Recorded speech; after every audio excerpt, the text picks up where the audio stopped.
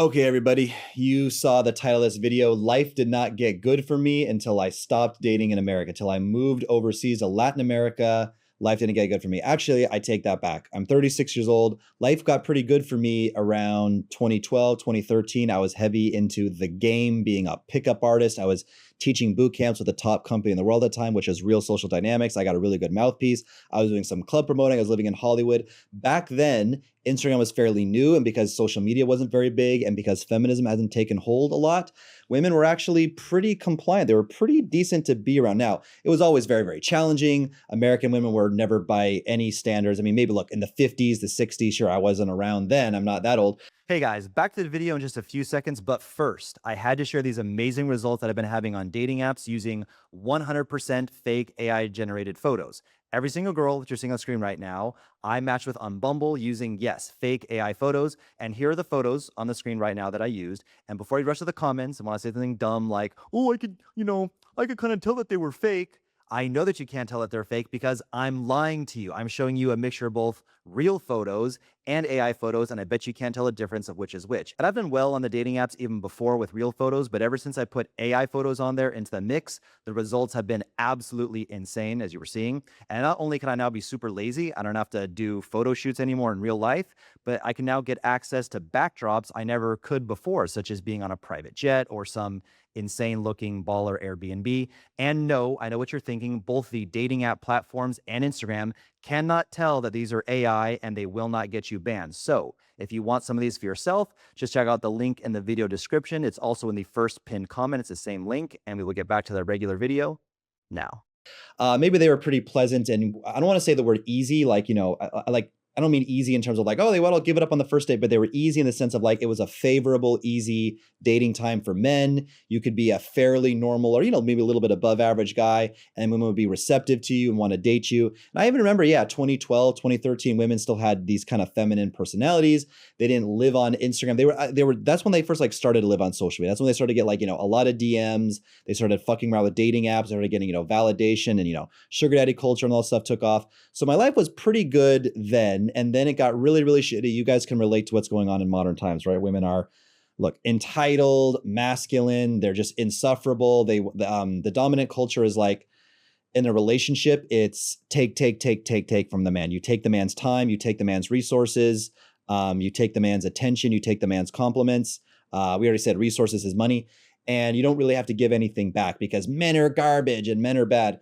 And then around early 2016, I said, okay, cool, enough of this. I'm going overseas, right? So I lived initially in Medellin, Colombia. Speaking about trends and how things change, when I first got to Colombia, we definitely noticed that the majority of these people were like a little bit standoffish, but we had a good 20%, I would say, of the women that would still be very open to dating gringo. These are girls that come from good families. They're beautiful. Maybe they actually have like a working brain cell or two in their head. And we got there and, we didn't know any better. Like, the other, like, it was kind of, they were like, is it just me? Or do you feel like 80% of the people here kind of just like don't like you for being a gringo? And, a lot of these girls, you cold approach them and they just like freeze, even with like pretty good Spanish that you can just tell, like, they're like, bro, you're a gringo. Like, why are you even trying? But we crushed it so hard on that other 20% that well, whatever. Maybe she just didn't like me. Maybe it was my face, right?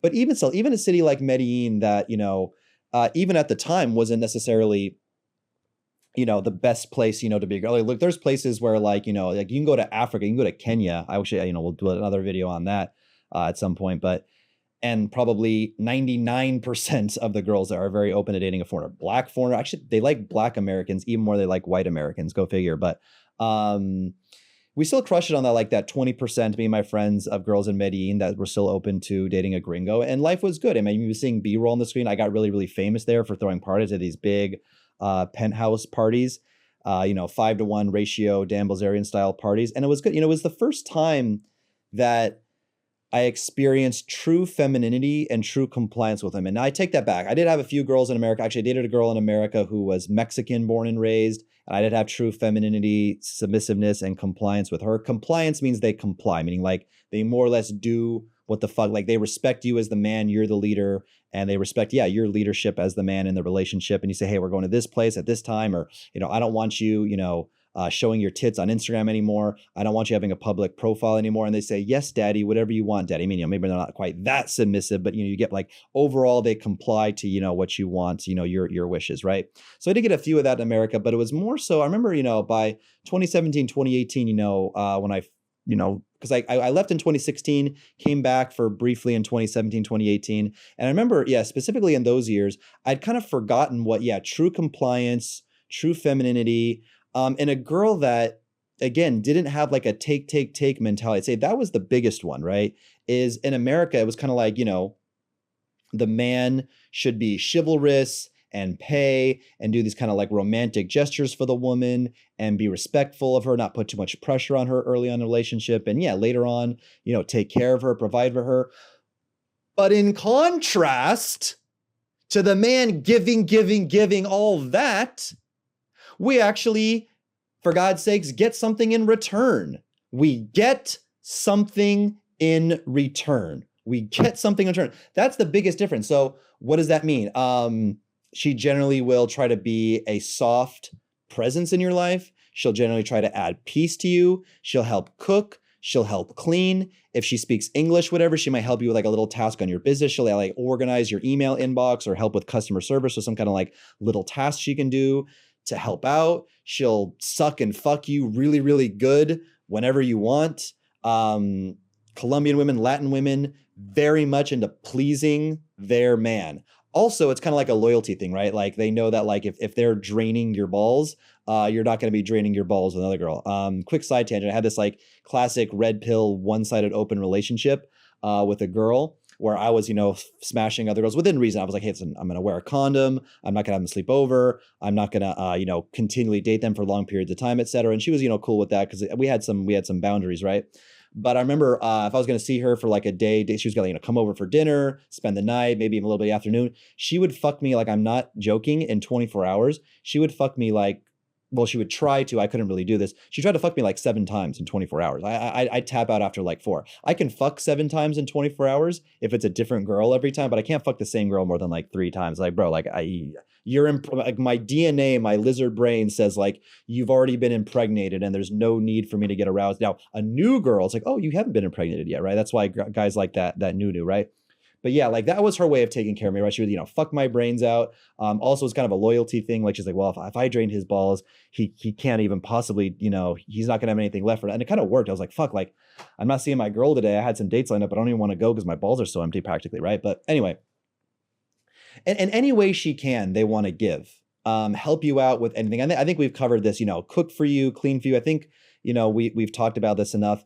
And then, overall, the process of sourcing, women, dates was just really, really like, I want to say easy, but it wasn't like climbing Mount Everest, right? Like at that point in Los Angeles in 2017, 2018, dating apps had pretty much stopped working. In cities like Los Angeles and certainly Miami, it became like pretty much like an entirely like pay for play thing. And we were talking about how cultural shifts change. Like, I said, like, the title of the video is Life Didn't Get Good Till I Went to Latin America. Life actually was kind of good in 2011, 2012, 2013 when women in America were still feminine. And, they weren't as feminine as true Latin women, true, like, Asian women from, Philippines, Thailand and stuff like that. Maybe, Eastern European, Romanian. That's probably like true femininity and true compliance. But, it was pretty good. But then, quick side, Medellin changed. So life got shitty when the gringo stereotype in Medellin got really bad. So I changed my location again. And by the way, yeah, like xenophobia, like people in Medellin hate gringos. It's not a favorable place to be. Remember I said like we crushed it on like that 20% of women and 80% didn't want gringos. Now it's like 99, 1%. There are beautiful educated women in Medellin, but they don't date gringos. So this is why I would say, explore other dating markets, guys. Like Peru exists, Chile exists, Paraguay, Uruguay, Mexico. Like there's more places than just going to Medellin. And a lot of you guys who go there, you come from South Dakota, and it's like, it seems like it's a good dating market for you there, but you're comparing it to South Dakota. And, back to the topic of this video, yeah, like you guys have to do work on yourselves. But if you're not getting the results you want in women, the problem probably isn't you. Now, there's the outliers. So some of you guys are fat, you have bad hygiene, you don't do a skincare routine, you don't go to the gym, you have zero social skills, you're flat broke, and you lack ambition. That's probably not the majority of my viewers, at least, okay? If you're watching this channel, a self-development, a dating channel, listen, you have to have some degree of balls to go to a foreign country, learn a foreign language, or learn game. I talk about cold approach a lot. I talk about, building a high quality Instagram. It's uncomfortable. You gotta do like a lot of photo shoots to put together a really high quality Instagram. By the way, in all the B-roll you've been seeing, 2/3 to 70% of these girls are from directly from Instagram. No dating apps. I fucking uninstalled my goddamn dating apps. You should too. You can meet girls directly on Instagram. It's better. And but yeah, for you guys who have done some of the work, you at least invested. You've done some photo shoots. You put together a pretty good profile. You're not fat. You're at least semi-ambitious. You're making at least, for heaven's sake, 70, 80K a year doing, something. Maybe you're in school, you're investing in yourself. Maybe you're not quite there yet. Maybe you're younger and you're not making any money yet, but you're like learning the right skills. You're learning sales or whatever it is. But you're not getting the women you want. Again, assuming you are one of those guys that's done the work, it's your location, man. It's not you. As men, especially guys who are into self-development, we always want to blame ourselves. It's my fault. It's my fault. I'm not good enough. I need to step up. I don't know. Women could just, blame the world. Women could just not take accountability and, sure, I'm fat and masculine, but men should line up. I should still get like a millionaire. And then be like a girl, like a fat girl can rant like, why are dating apps so bad? Dating is so shitty. And she's like, fat and masculine. All the girls in the comments are like, it's not you, girl. Men suck. I go through the same thing. We're in this together, bestie. Oh my God, you're a queen. You're a queen. Or like, if some fat guy cried into his phone and uploaded it to TikTok and said, why can't I get a girl? I'd be like, bro, you're fat and you're a pussy. Stop crying. Hit the gym. Grow a pair of testicles. Like, we don't have that luxury. But, at the same time, take accountability up to a certain point.